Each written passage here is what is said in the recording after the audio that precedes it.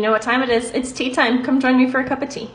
I'm Emily, and I have a collection of over 300 types of loose leaf tea.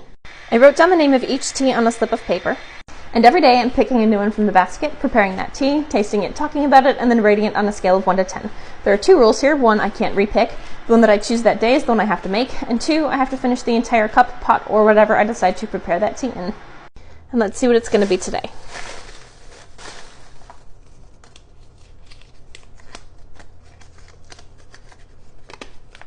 Passion fruit oolong.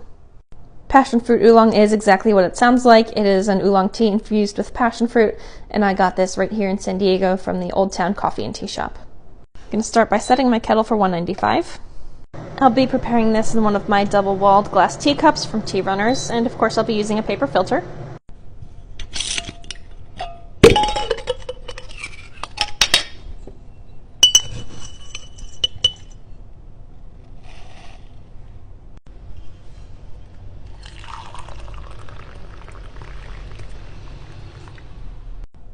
This is going to steep for 3 minutes.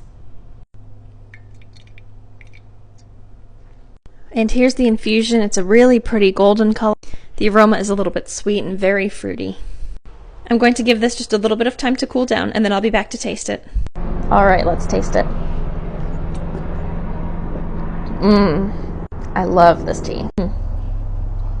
This tea is so smooth, and if I do say so myself, I prepared this perfectly. In my opinion, this tea has like the perfect amount of flavor. It's not too weak, it's not too strong. The bright fruitiness of the passion fruit plays really nicely with the darker oolong.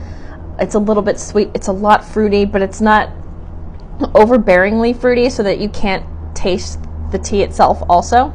And also the fruitiness doesn't really come through until like you're in the process of swallowing, and then that fruity taste kind of comes at the back of the palate, and it's really interesting and unique and presents itself in a really pleasing way.